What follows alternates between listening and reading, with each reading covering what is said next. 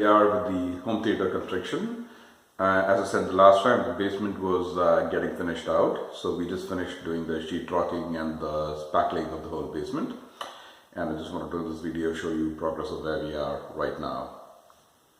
Thank you. So here it is. This double door that I showed you earlier, this has been framed out. So as you walk in,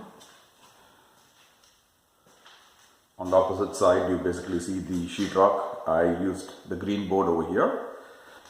So going around, as you see here, the soffits have been framed and sheetrocked. All the light cutouts have also been made here and here.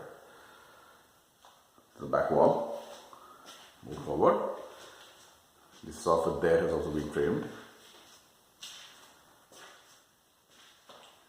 Around.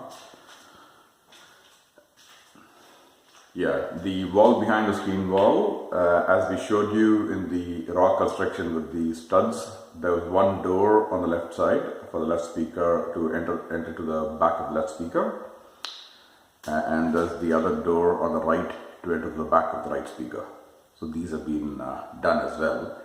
My thought is that on the right side I'm going to have a door, but on the left side I'm not going to have a door, because if you look at the other side, when you enter from there, there's going to be a door. There's no need to have a door here because you're going to have a wall right in front of it, the speaker sitting behind it. The contractors are charging an extra $100 for putting in the door, so I thought to skip it, because in any case I need access to the back of the left speaker, and there's another door that closes the way into the staircase. Bottom of the staircase. So in any case I've got it covered. If I need to cover this temporarily, I could probably put a piece of plywood or something and screw it in.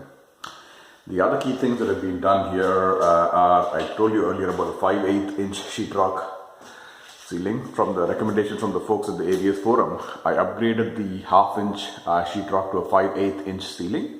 So this will probably help with a little bit more sound isolation.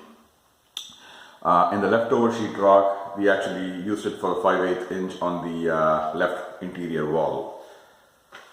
So that pretty much completes the sheetrocking process.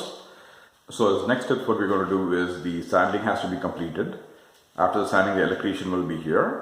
Once the final electric is done, the trim carpenter will be here to install the trims. Once that is completed and we finish the inspection, then we can move forward with the flooring and painting, and then after that I can start constructing the walls in front of this for the dedicated home theater. Thank you for watching. I'll keep you posted.